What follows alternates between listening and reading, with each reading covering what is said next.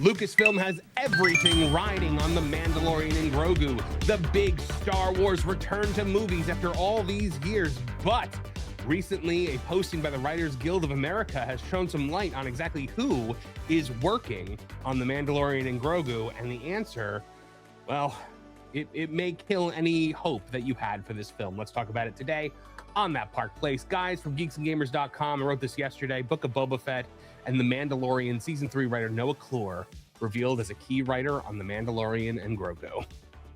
This is not good. So let's have a look-see at this. The upcoming Star Wars film Mandalorian and Grogu is also facing growing skepticism from fans, as newly revealed writing credits are doing little to calm those concerns. According to official filings with the Writers Guild of America, the Book of Boba Fett writer Noah Kloor, who also wrote a divisive episode of The Mandalorian Season 3, is credited as one of the film's screenwriters alongside Jon Favreau and Dave Filoni, and there's a picture of him right there. Now let's see his track record here. Well, Favreau and Filoni are the names most closely associated with the early success of The Mandalorian. Noah Kloor has been a part of the Disney-era Star Wars writing team for several years. Kloor served as a primary writer on the Book of Boba Fett, wrote all 7 episodes of that. It was widely criticized by fans for its inconsistent storytelling, uneven pacing, and baffling decision to sideline the titular character in favor of extended Mandalorian-focused episodes. The series was intended to elevate one of Star Wars' most iconic bounty hunters. Instead, it quickly became a lightning rod for criticism within the fandom. Then The Mandalorian Season 3, the most divisive series of that show. Kloor's involvement did not end with Boba Fett. He contributed to The Mandalorian Season 3, which marked a noticeable shift away from the tight storytelling and character-driven narrative that made the first 2 seasons so successful. Instead, the season was filled with detours into broader New Republic politics, extended side quests, a pivot toward Bo-Katan as the central protagonist, and plot lines that many viewers felt dragged down the central story of Din Djarin and Grogu. One episode in particular, Chapter 19, The Convert, drew widespread criticism for its lengthy focus on bureaucratic life in the New Republic rather than advancing the core narrative of the show. That episode was co-written by Noah Kloor. So guys, Culture, I want to start with you on this one. Not a lot of hope for The Mandalorian and Grogu here if one of the writers responsible for some of Disney's biggest whiffs in Star Wars is responsible for writing this. And one thing to think about, Jon Favreau and Dave Filoni are also listed as writers. How much of this do you think they wrote as opposed to how much the actual staff writer wrote? It's difficult to say, and that's my concern. If this guy was responsible for, as you call it, a whiff, I would say our previous 2 stories were more about whiffing. But this is a bad sign. I'm not looking forward to it. I wasn't before. I think this show had run its course, and I don't think as a film property it's going to do much for Star Wars and Lucasfilm specifically. And to say that there's a lot riding on this, whoever brilliantly wrote that article, they're not wrong. There is an awful lot riding on this. It needs to be successful. It needs to be a stark departure from the television fare that we've seen. And if this is what we're getting, and you and I think, talked a little bit about it on the H-Cast yesterday with Nate, I'm worried. I'm concerned. I have a feeling that I'm going to get Book of Boba Fett, the Grogu edition, and that just is not going to be good at all. This is going to be pretty horrible. Mm-hmm. So now, MJ, I know you are a newcomer to Star Wars. Were you planning on going to see this movie or to take your kids to see it? I was planning on taking my son to see it, but now that I'm hearing about this more in depth, I mean, it makes me wonder, right? Because he really enjoys all of that. So, it's kind of scary. I just think it's really sad what has happened to you, Star Wars fans, the diehard Star Wars fans. This whole thing is just really out of hand, the way they've treated the fans, the OGs, man. It's not good. Why can't they just put something really well together and get the right people to produce it? I mean, you guys deserve it. Is that Jabba? No, it's Jabba's son. Oh, so I don't know. I mean, he really is looking forward to the movie. We want to go see it. I'm not jumping up and down for joy over it at all, but I hope it's good. But what is that? That thing is ugly. Oh, and mean. It looks like one of the crocodiles from Donkey Kong Country. But, don't put your hand in that mouth. He's only angry because he doesn't have a toothbrush. Yeah, all of them teeth and no toothbrush. Or he's hungry. Vash, Right. I think when people hear The Mandalorian and Grogu, they think about those first two seasons, right? Those beloved first two seasons culminating with that Luke Skywalker reveal, which was just one of the greatest moments in it is definitely the greatest moment in Disney Star Wars. And it's up there with all the moments in Star Wars, just in just the joy that it brought the fandom. But it looks now like the creative team here, I mean, how much writing do you think Jon Favreau actually did on this? And how much of it was done by the people that wrote The Book of Boba Fett, Mandalorian Season 3, and Ahsoka with being Dave Filoni?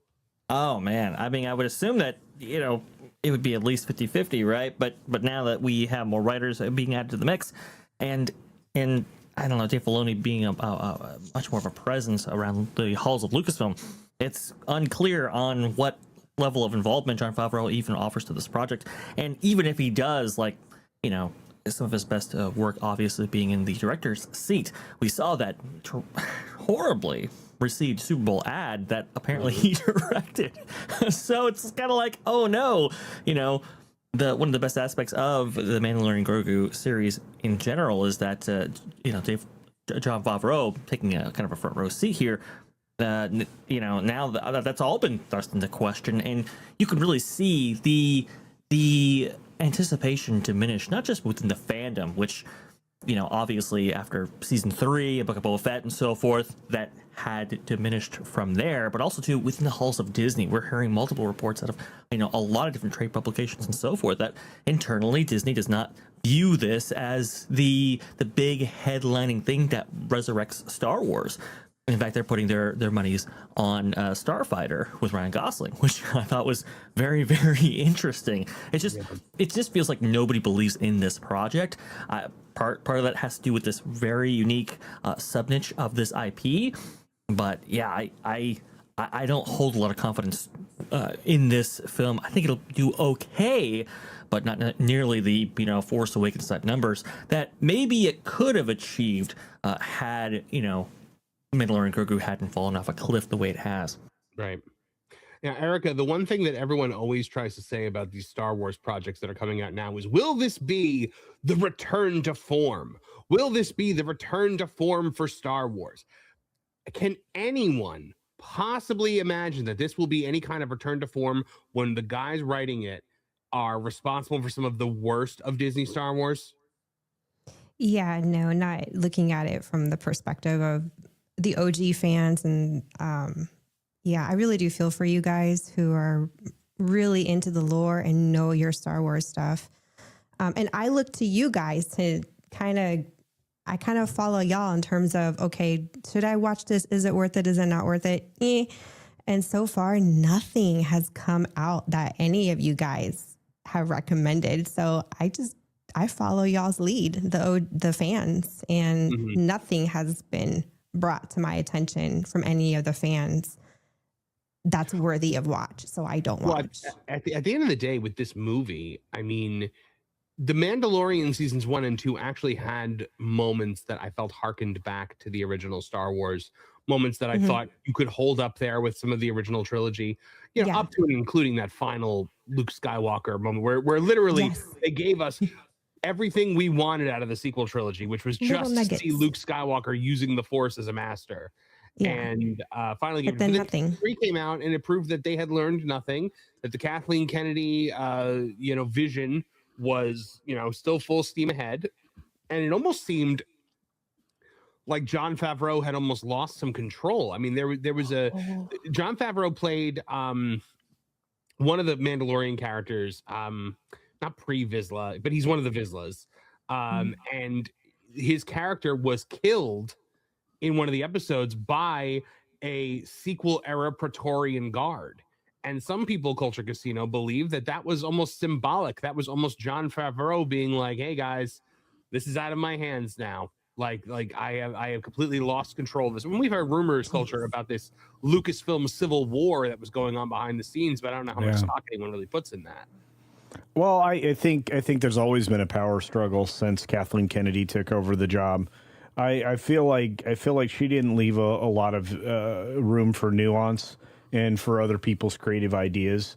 I think once she got that kind of power, she really, discounted if it wasn't her idea, if it didn't come from her story group, if it wasn't something that supported her vision of Star Wars and remaking it in the female-centric image that she had in mind, I think that, you were largely discounted, if not completely eliminated from the creative process. So I would just say that I think that's well beyond just rumor at this point. I think she left and there was a great rejoicing, and I think now they're trying to figure out how to salvage all these destroyed properties, because it's not just Star Wars that got destroyed. It was also anything tied to Lucasfilm, whether it be Willow or Raiders, Indiana Jones, or any of those things. They all got kind of picked over. And that's the other thing.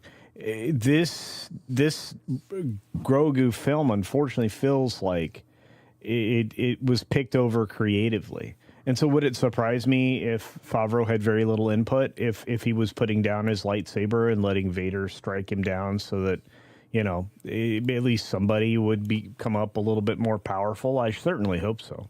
I certainly hope so. This is dumb. This is so dumb. We've seen remarkably little in terms of like what this movie's about, or anything that would really sell it, other than, oh, look at the baby. It's the puppy dog marketing, right? Yeah. It's when a movie has a cute dog in it, and they focus on the dog in all the marketing because it'll draw in people who just want to see a cute dog. It's what they're trying to do with Supergirl right now. It's what they tried to do with Superman, and that didn't work. I don't think that's going to work, though, guys, because everyone that would have been, oh, look at the baby, has already seen 3 seasons of him for, well, not for free, but like for a Disney Plus subscription at home on Disney Plus. I don't get what the draw is of seeing Grogu on the big screen. I feel like Grogu mania has completely died out. They don't put him in any new outfits or any new variations of him. So anyone that wants Grogu merchandise has it already. I don't know. I was going to ask you about that merch. I was going to actually ask you about the merch question, because the Mandalorian is, like, from the past, is really popular for some reason. Like young boys, I would say maybe ages 7 to 12, 13, 14, really like the merchandise of the Mandalorian. Even those eyeglasses that you can purchase and get the toppers put on, they have the Mandalorian and Grogu, because they're really pushing this out. But is the merchandise popular? I guess that's my question. So the Mandalorian merchandise is cool because the T-visor of the helmet is cool. It is so cool. Since The Empire Strikes Back, fans have been enamored with the design of the Mandalorian armor, because Boba Fett sold more action figures than almost anybody in the original trilogy. And the guy had like 4 lines in The Empire Strikes Back and no lines in Return of the Jedi. So, Boba Fett was a character that had remarkably little on the screen, was really expanded upon in the now decanonized expanded universe, and then ruined in Disney Star Wars by Noah Kloor, the guy who's writing this movie. So, the coolness factor of The Mandalorian may be undercut by the writing factor that we see expressed here on screen. And my guess here is that the actual WGA writer that is on this movie is doing the bulk of the writing, that Filoni, who is running the studio and has been running creative on Star Wars for, years now, before he even took over the studio. And Jon Favreau, who's directing the film, I can't imagine them writing the first draft of the script. I think they probably coordinated ideas with Noah Kloor, and he probably wrote it. Wow.